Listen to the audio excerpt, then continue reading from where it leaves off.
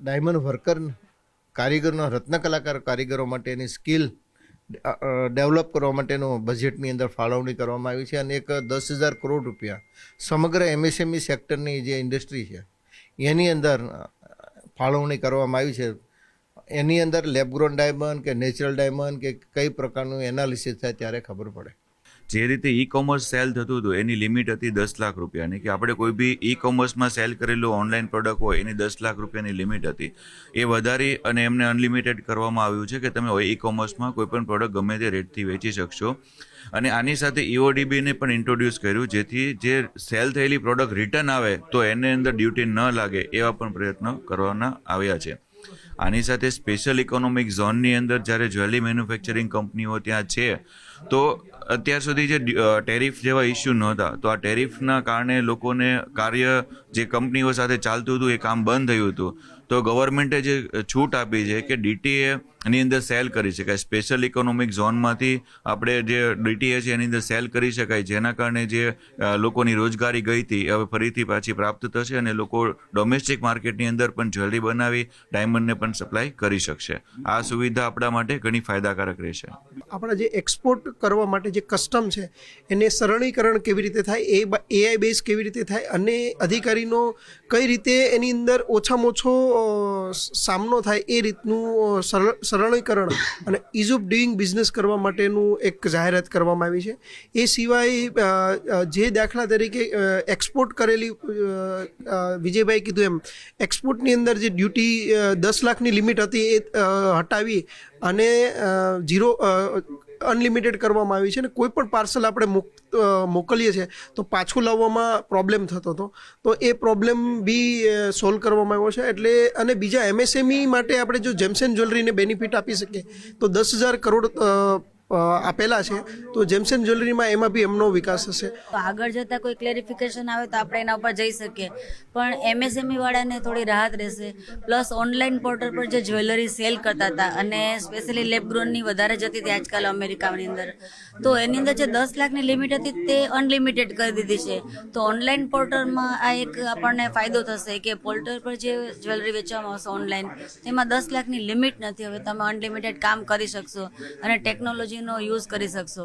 Plus રત્ન કલાકાર માટેની જે અમારી ડિમાન્ડ હતી એના વિશે હજી ચોક્કસપણે નહીં કહી શકાય, પણ આવતીકાલે થોડી ઘણી એના વિષય પર થશે. પ્લસ 10 કરોડનું જે બજેટ એ લોકોએ ડાયમંડ ઉદ્યોગ માટે ફાળવેલું છે 10,000 કરોડનું, તો એનો સારો ઉપયોગ થશે એવી આશા છે.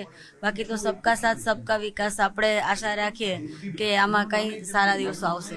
બિલકુલ સબકા સાથ સબકા વિકાસની વાત થઈ છે, પણ જે બજેટમાં કહી શકાય કે એક્સપોર્ટને લઈને જે પ્રક્રિયા હતી તે ખૂબ જ જટિલ હતી, એ દૂર કરવી છે, સરળતાથી વેપાર થઈ શકે તે પ્રકારની સિસ્ટમ ગોઠવવામાં આવી છે. અને બીજી બાજુ કહી શકાય કે હજુ ક્લિયરન્સ નથી આવ્યું, ક્લિયરન્સ આવતા ઘણું બધું હશે, પણ ચોક્કસ નાના ઉદ્યોગો અને MSME માટેના ઘણા બધા વિકલ્પો સરકારે મૂક્યા છે, જેથી આ ઉદ્યોગ અને ઉદ્યોગમાં કામ કરતી ટેકનોલોજી અને લોકોને ફાયદો થાય, કર્મચારીઓને ફાયદો થાય તે પ્રકારનું આ બજેટ છે તેવું ડાયમંડ કે ટેક્સટાઇલ તમામ વેપારીઓનું કહેવું છે.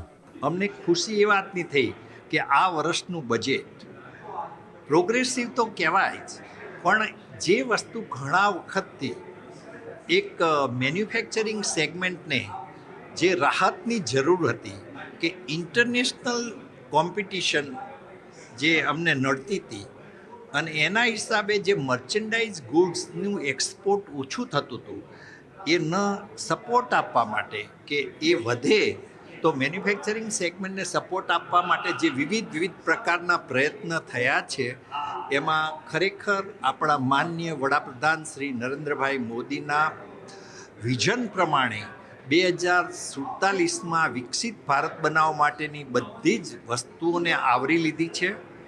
ઇન્ફ્રાસ્ટ્રક્ચર હોય, એગ્રીકલ્ચર હોય, મેન્યુફેક્ચરિંગ હોય, ફાઇનાન્સ સેગમેન્ટ્સ હોય, નવા ઉભરતા ફિલ્ડ જે ફાર્મામાં બાયોસિમિલર હોય કે બાયોસ્ટિમ્યુલન્ટ હોય, તો એ પ્રોડક્ટ જે છે એ દવા એટલી બધી મોંઘી છે અને એટલી બધી ઇફેક્ટિવ છે, તો એના માટે રિસર્ચ R&D સપોર્ટ અને એના માટે જલ્દી મેન્યુફેક્ચરિંગ થાય એ માટેના જે પ્રયત્ન આ માનનીય જે વિત્તમંત્રી શ્રીમતી સીતારામનજીએ કર્યા છે, એ ખૂબ સરસ છે.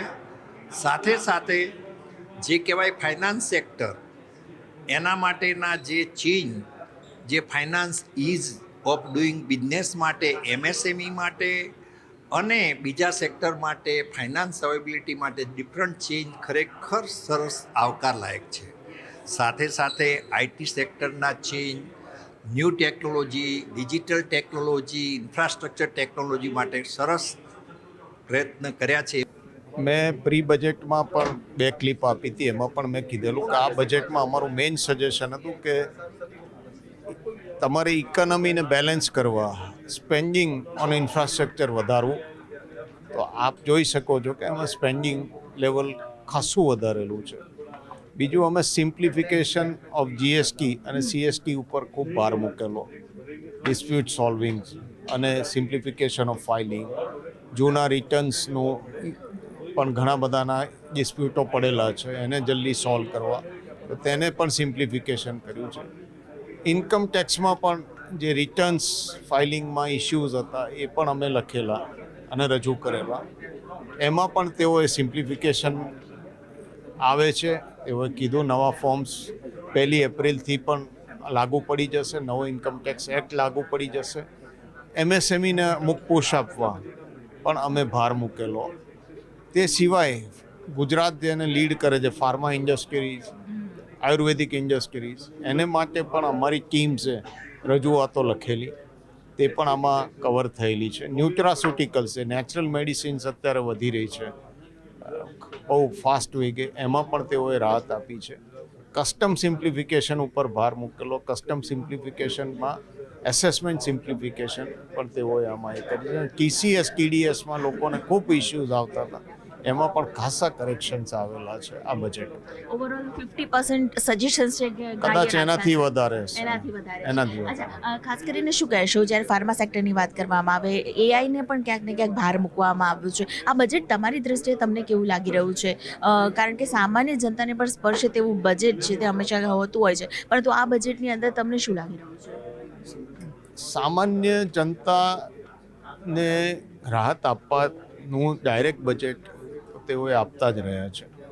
પણ જ્યારે સામાન્ય જનતાનો ગ્રોથ ઇકોનોમીથી થાય છે, કારણ કે દેશની ઇકોનોમી વધશે, એમ્પ્લોયમેન્ટ વધશે, દેશમાં સ્પેન્ડિંગ વધશે, નવા ગવર્મેન્ટ પ્રોજેક્ટ્સ આવશે, નવા કોરિડોર્સ ખુલશે ફ્રેટના, નવી વોટર કનેક્ટિવિટી વધશે.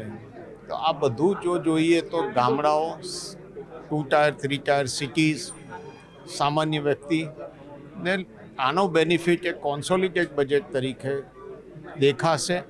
એનો એક ટાઈમ લેશે, પણ આ વર્ષમાં ગ્લોબલ સિચ્યુએશન જોતા ખૂબ જ આવકાર્ય બજેટ છે. રેલવે કનેક્ટિવિટી પણ વધારી છે, તો ઇમ્પોર્ટ એક્સપોર્ટને લઈને કેવી રીતે જોઈ રહ્યા છો? ગુજરાતનો વિકાસ છે તેને પણ આપ કેવી રીતે જોઈ રહ્યા છો? રેલવે કનેક્ટિવિટી એક કન્ટિન્યુઅસ પ્રોસેસ છે પોર્ટો જોડે, કારણ કે એક્સપોર્ટનો એક બેકબોન છે, અને આના તરફ સરકાર છેલ્લા 12 વર્ષથી ખૂબ જ કામ કરી રહી છે અને હાઈવેઝ ઉપર ખૂબ કામ કરેલું છે. અને આ કનેક્ટિવિટીમાં આ વખતે પણ નવા જે સિટીઝ કવર કર્યા છે પોર્ટ જોડે, એનાથી ગુજરાતનો તો વિકાસ થશે જ, પણ ભારતનો પણ વિકાસ આમાં સાંકળી લીધો. અત્યારે એવું લાગી રહ્યું છે કે શેર બજારને તો બજેટ ગમ્યું નથી, પરંતુ તમારું શું માનવું છે? શેર બજારને તો બજેટ એમના એંગલથી ઘણા બધા એક્સપેક્ટેશન્સ હોય, એટલે એ એક્સપેક્ટેશન વચ્ચે શેર બજારને તો તકલીફ પડવાની જ છે. પણ આજે જે ગ્લોબલ સિચ્યુએશન્સ છે, જે આપણે રોજ વાંચી રહ્યા છે કે જે એકદમ વોલેટાલિટીથી બદલાઈ રહી છે, એ વખતે તમારે તમારું ઘર સંભાળવાનું છે, તમારો દેશને સંભાળવાનો છે.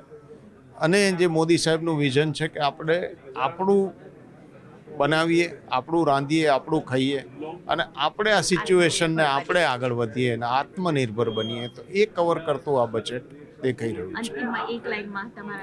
એક લાઇનમાં બજેટ આવે છે દર વર્ષે, એક્સપેક્ટેશન બંધાય છે, પણ દુનિયાની અને ભારતની સિચ્યુએશન જોતા આ ખૂબ આવકાર્ય બજેટ છે. હું ટૂંકમાં કહું તો એક તો સૌપ્રથમ કેન્દ્રીય નાણાં પંચે 16મા નાણાં પંચે જે 41% કરવેરાની આવકના રાજ્યોને આપવા એ ભલામણ કરી હતી, એ સરકારે સ્વીકારી છે અને એના માટે 1,26,000 કરોડ રૂપિયાની જોગવાઈ કરી છે, જેનો બધા જ રાજ્યોને લાભ થશે. સાથે સાથે ગુજરાતની સ્થાનિક સ્વરાજ્ય સંસ્થાઓને પણ આનો સીધો લાભ થશે.